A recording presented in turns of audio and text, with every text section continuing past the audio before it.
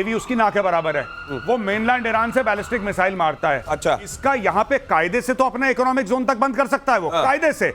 लेकिन जब ईरान बंद करेगा, ईरान बोलेगा इस पूरे इलाके में जो जल डमरू है, इस पूरे इलाके में अगर कोई जहाज कराम मिसाइल मार देंगे, कहानी खत्म। वो दादागिरी है ना, वो तो वो दादागिरी। ईरान के फैसले से एक्शन में अमेरिका, अगली खबर देखिए, अमेरिका ने कहा होर्मुज जल डमरू को बंद ना करे ईरान।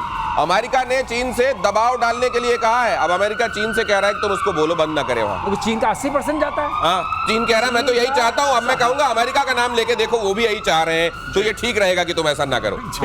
लेकिन वही बात है, ईरान में अब बात चल रही है, मरता क्या ना करता। कुछ ना कुछ तो ईरान को रेडिकल करना पड़ेगा, क्योंकि अब आईएए का भी फैसला आ गया है, उनकी भी रिपोर्ट आ गई है कि कुछ तो भयानक हुआ है फर्डो में। अच्छा, कुछ तो खतरनाक हुआ है वहां पे। अब देखिए, वो लोग एक्सेस तो दे नहीं रहे किसी को, लेकिन वहां पे कुछ गड़बड़ हुआ है। अब ये रजीम, आप देखिए ना, 2-3 चीजें खमेनेई ने अपने सक्सेसर के तीनों के नाम बता दिए कि इनमें से देख लो। अपने बेटे को अलग कर दिया उसने, मुस्तफा को अलग कर दिया। तीसरी चीज है कि आपने उनके न्यूक्लियर ठिकानों पे प्रहार करा, अमेरिका ने। चौथी बात है, उनकी बैलिस्टिक मिसाइल, उनके ड्रोन का जो सिस्टम था, लॉन्चर थे, आपने नस्ते नाबूद कर दिया। अब ईरान करे तो क्या करे, करे तो क्या करे। और अगले 1 हफ्ते 10 दिन में जो इजराइल के ऊपर मिसाइल मार रहा है, उसका भी टेम्परेचर धीरे धीरे धीरे धीरे धीरे धीरे कम हो जाएगा।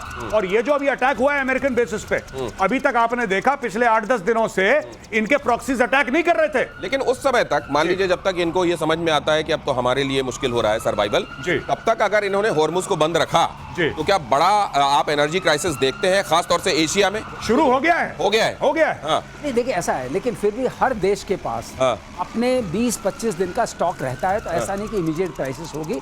और अभी ये बंद नहीं हुआ है। मेरा आकलन ये है कि हॉर्मुज को बंद करना इनके लिए ज्यादा हानिकारक है, क्योंकि ये जो ईरान से आने वाला तेल है, एक तो ये सस्ता पड़ता था, दूसरा इसका इंश्योरेंस वगैरह में भी उतना नहीं लगता था जितना रशिया से आने वाले में लगता था। आपने सही बात कही, इसलिए ये वाली बात बढ़ गई है। अभी क्या होगा, वहां से जितने भी आएंगे शिप्स, उसमें इंश्योरेंस ऑलरेडी बढ़ चुका है, उसकी वजह से तेल का दाम बढ़ गया है। अगली खबर भी देख लीजिए, लॉन्च पैड पर ही मिसाइल पर अटैक। इजराइल ने ईरानी मिसाइल को कैसे तबाह किया। एक बड़ा विस्फोट हुआ, मिसाइल तबाह। और जब यहाँ ये तबाही हुई है, तो ये लॉन्च पैड भी बचा नहीं होगा। तो न सिर्फ मिसाइल तबाह कर दी गई, लॉन्च पैड, ये देखिए, ये ऐसे लॉन्च पैड वहां स्वाहा किए जा रहे हैं, एक के बाद दूसरे। और ये लॉन्च पैड अगर खत्म होंगे, तो मान लीजिए मिसाइलें बची भी रह जाती हैं, तो उछालेंगे किससे फेंकेंगे, ये एक बड़ा सवाल है। ये लेकिन उधर से फिर भी मिसाइलें चलाई जा रही हैं। आज दोपहर तक लगातार ईरान ने इजराइल में अलग अलग जगहों पर मिसाइल वर्षा की है। देखिए, ईरान दिनेश कोई बहुत छोटा देश नहीं है, बड़ा देश है, 9 करोड़ लोगों की जनसंख्या है। सिविलाइजेशनली अगर आप देखते हैं, तब भी अपने आप में सक्षम देश है। लेकिन 1979 के बाद से हम कहेंगे रिलीजियस फंडामेंटलिज्म में चला गया।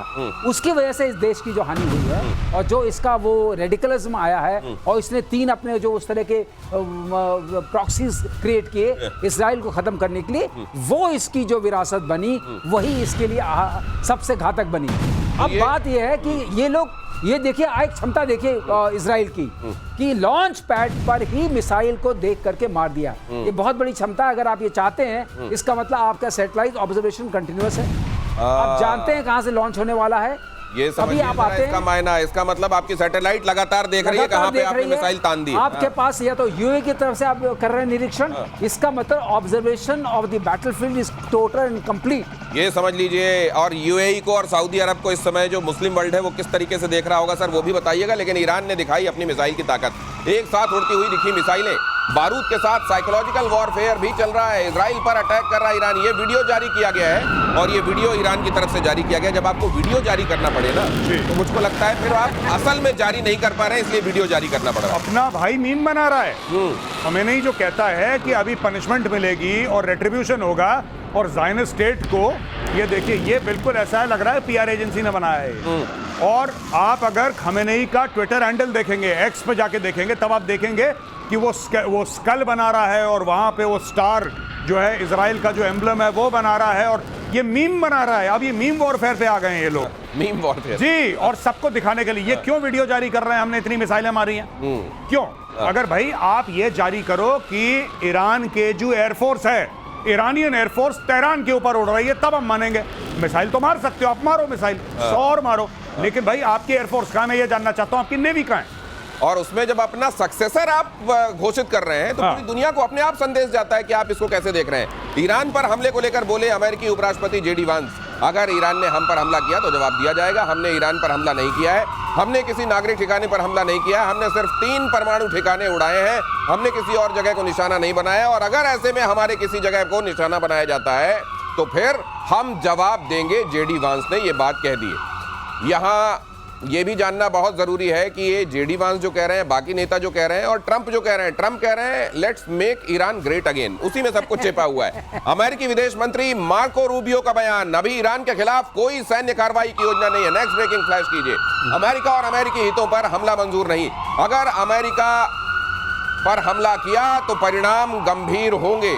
ये अब यहां से जो ये बॉम्बर्स के बॉम्ब गिराने के बाद जो बाकी बॉम्ब मुंह से गिरते हैं वो सब गिरने शुरू हो गए और अभी की हालत में ईरान के पास और उसके साथियों के पास कुछ दिख भी नहीं रहा है ऐसा कि वो आएंगे। साथी आएंगे नहीं, ईरान कुछ कर पाएगा नहीं। भाई साहब, पतीले के नीचे वाली जो खुरचन है ना, हाँ। अब ये 1-2 दिन में, 5-10 दिन में, मतलब मैक्सिमम वीक, आप वीक 10 डेज लगा लीजिए, ये पतीले की खुरचन में आ जाएंगे ईरान के पास। तो अब ये कुछ करेंगे, हूथियों के थ्रू कुछ करेंगे, राइट। कुछ हो सकता है कि हिजबुल्लाह के कमांडर को 4 दिन पहले इजराइल ने निपटा दिया। किसी और आतंकवादी संगठन के थ्रू कुछ ना कुछ करने की कोशिश करेंगे। अगर कोई अमेरिकन ट्रूप्स मरते हैं बाय द वे या नुकसान होता है, फिर अमेरिका वापस पलटवार करेगा। और मुझे लगता है इस बार अमेरिका को क्लियर हो गया कि अगर कोई भी आतंकवादी, देखिए भारत ने क्या करा, ऑपरेशन सिंदूर, बोला कि साहब ये तो ये जो पहलगाम पे अटैक हुआ, माफ करिएगा, पहलगाम पे अटैक हुआ, बोला कि साहब ये तो आतंकवादियों ने करा। जब पाकिस्तान ने कुरकुर करी तो फिर हमने उनके सैन्य ठिकानों पे मारा। यही चीज अमेरिका को भी क्लियर हो गई है, पहले से क्लियर थी, अब बिल्कुल क्लियर हो गई है। अटैक कोई भी करे, कोई भी करे अटैक, मार तेहरान को पड़ेगी, मार उसको पड़ेगी जो पाल रहा है ऐसे सांपों को, उसको मार पड़ेगी। ईरान की अमेरिका को धमकी, ईरान के विदेश मंत्री अब्बास अराक्ची का बयान, ईरानी सेना तय करेगी कि जवाबी कार्रवाई कब, कहां और कैसे। ये तब कहा जाता है, इस स्टेटमेंट का भी मायने समझ लीजिए, ये तब कहा जाता है जब आप तुरंत कुछ कर पाने की स्थिति में नहीं होते, तब आप अपनी इज्जत यही कह के बचाते हैं कि हम कब, कहां, कैसे करेंगे, ये हमारी रणनीति को और हमें पता है। हम अभी कुछ नहीं कर पा रहे, अभी कुछ नहीं कर पा रहे और इनकी मिसाइलें खत्म हो रही हैं, इनकी सप्लाई चेन टूट चुकी है, पीछे से कोई सप्लाई आ नहीं रहा। जितने बचे कुचे हैं बम वो इस्तेमाल करके वीडियो बना रहे हैं भाई लोग, जो आप देख रहे थे।